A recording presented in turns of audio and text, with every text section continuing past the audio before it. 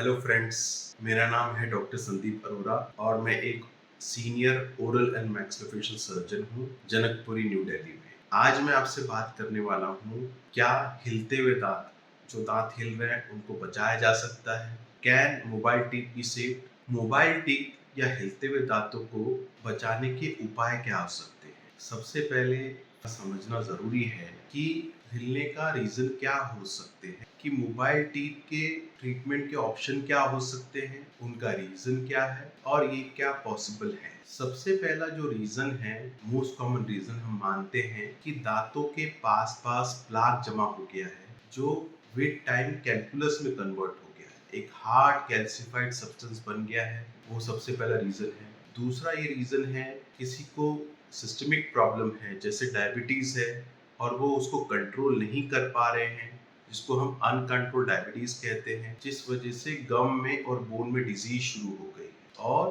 गम shift होना शुरू हो गया है और बोन घुलना शुरू हो गई। ये सेकंड रीजन हो गया। थर्ड रीजन ये है कि एक्सीडेंट हुआ हो, जिस वजह से दांतों पे ट्रॉमा लगा हो या मार लगी हो, उस वजह से वहां पे बोन घुल रही है या घुल गई। सो ये कॉमन रीजन पे माना जाता है। एक और जो रीजन हम मानते हैं वो है गम डिजीज, या जिसको हम साइंटिफिक भाषा में पेरियोडोंटल डिजीज कहते हैं, जिस वजह से गम्स में बहुत सारे बैक्टीरिया माइक्रो ऑर्गेनिज्म काम करते करते उसकी स्ट्रेंथ को कम कर देते हैं, वहां पे बोन बोन घुलना शुरू हो जाती है। अब डेंटिस्ट जो है, मोबिलिटी होती है जो टीथ की, उसको ग्रेड्स में डिवाइड किया जाता है, ग्रेड 1, ग्रेड 2 एंड ग्रेड 3।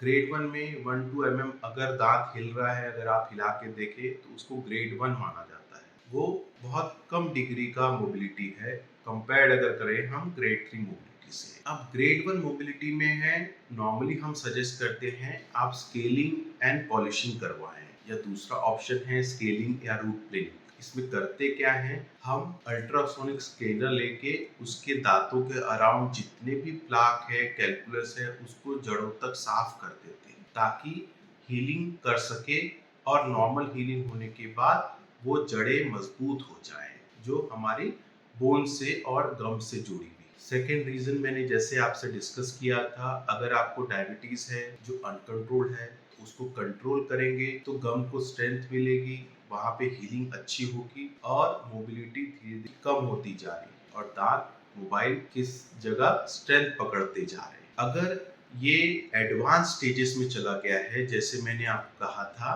कि ग्रेड 3 मोबिलिटी है जो बहुत एडवांस मानी जाती है, ऐसे केसेस में हम एक्सरे लेके देखते हैं, चेक करते हैं कि वहां पे बोन लॉस कितनी हुई है। उसके अकॉर्डिंगली हम सजेस्ट करते हैं कि आप फ्लैप सर्जरी और बोन ग्राफ्टिंग कराएं, जिसका फायदा यह है कि बोन ग्राफ्टिंग करने की वजह से जो बोन लॉस हुआ है दांतों के अराउंड, उस पे वो स्ट्रेंथ मिल जाती है, पकड़ मिल जाती है और दांत ग्रेजुअली महसूस करेंगे, अगर आप हाइजीन मेंटेन कर पा रहे हैं तो स्ट्रेंथ पकड़ते जा रहे हैं। अगर दांतों में इन्फेक्शन है जो जड़ों में चला गया है, जिस वजह से जड़ों के नीचे इन्फेक्शन बन गया है, उस वजह से भी दांत मोबाइल हो जाते हैं, तो हम सजेस्ट ये करते हैं कि उस दांतों को साफ करें, उसमें रूट कैनाल करवा के उसको साफ करने से दांतों की हीलिंग बढ़ जाती है और दांत की मोबिलिटी कम हो जाती है। हम उसका इन्फेक्शन पूरा साफ करके उस पर रूट कैनाल करके कैप लगा लीजिए, मोबाइल दांतों की स्ट्रेंथ फिर से गेन हो जाती है। एक तरीका जो है, आमतौर पे हम पेशेंट को सजेस्ट करते हैं कि बहुत सारे मोबाइल टीथ हो या कुछ मोबाइल टीथ हो तो हम उस पर स्प्लिंटिंग कर सकते हैं। स्प्लिंटिंग में होता यह है कि दांतों के अंदरी सरफेस पे हम एक कंपोजिट की लेयर लगा देते हैं या स्प्लिंट मटेरियल लगा देते हैं, जिस वजह से जो साथ वाले दांत है, जो फर्म है, जो अच्छे से स्टेबल है, उन स्टेबिलिटी का उपयोग करके हम मोबिलिटी को कम कर सकते हैं। ये एक one of the treatment option बन जाता है दांत हिलते हुए दांतों के लिए। फ्रेंड्स, अगर आपके दांत, एक दांत या कुछ दांत या सारे दांत हिल रहे हैं तो एक अच्छे डेंटिस्ट से सलाह जरूर करें।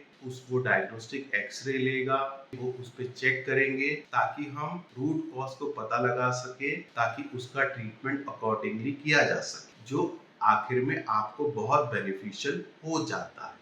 कभी कभी फ्रेंड्स, गम डिजीज है या बोन लॉस है, जिस वजह से मोबिलिटी इतनी एडवांस हो गई है और ये इन्फेक्शन इतना फैल गया है कि वो बियॉन्ड रिपेयर चला जाता है। ऐसे केसेस में हम ऐसा एडवाइस करते हैं कि पेशेंट अपने दांत, वो हिलते हुए दांत या कॉम्प्रोमाइज जो दांत है उसको निकलवा ले या एक्सट्रैक्शन करवा ले, जिसका हम आसानी से फिक्स ऑप्शन दे सकते हैं, आइदर ब्रिज में हो या इम्प्लांट में। एक अपनी हेल्दी लाइफस्टाइल उसकी वजह से आप जी सकते हैं। आज की वीडियो में सिर्फ इतना ही। अगर आपको ये वीडियो पसंद आए तो इस वीडियो को जरूर लाइक करिए, सब्सक्राइब करिए, अपने सारे फ्रेंड्स और फैमिली मेंबर के साथ शेयर करिए ताकि उनको ये इन्फॉर्मेशन पास हो सके और उनको भी बेनिफिट मिल सके। Thank you so much friends.